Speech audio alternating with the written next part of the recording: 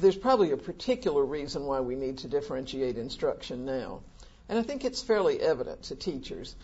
We have an immense range of readiness levels in our classes, caused by a number of things, just the human condition for one thing. But we have more and more students who are being identified with learning needs, learning disabilities, attention deficit disorders, autism spectrum disorders, students identified as gifted. It's just a really vast range of students. And I think that's probably dramatically different than it was even 15, 20 years ago, because education is more an imperative for all students now. And the push is to keep them all there rather than to let them sort of leak out. In addition to that, we have students from so many cultures in our country now, which I think is a wonderful thing, that we are learning to live together and see the value of each student. But not all cultures come at the world in the same way, and they don't all prefer to learn in the same way. And if we are, in fact, going to make education a vehicle for success for everyone, we have to have classrooms that understand varied cultures and acknowledge them and build on them. And that gives us, in addition to the readiness in general, a second reason to move out in terms of differentiation, because kids come to us with different backgrounds. Even economics makes a big difference. And in many classrooms, we have students who are haves and have-nots.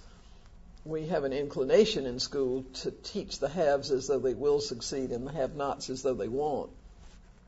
And differentiation really suggests that it's our job to see them all as successful and then create the learning environment that does that. That's going to call for some different needs sometimes for a student who's been nurtured in every possible way and is ready to move ahead, and for a student, for example, who's learning a second language.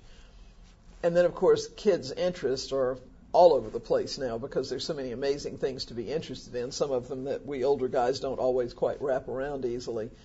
But when we can reach out to students' interests, they're much more likely to come aboard with us.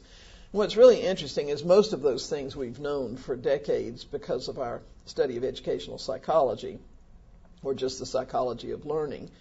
But we're now learning from research in the brain the fact that if a student finds work consistently too hard or consistently too easy, if they feel detached from what they're learning, if the conditions of learning are awkward, learning simply doesn't happen. So I think I'd say we need to differentiate because the kids in front of us require it, and because our best knowledge of teaching and learning requires it. And if we mean school to be successful, if we mean to be successful professionals, we really don't have a defensible option for teaching as though all the kids are match set.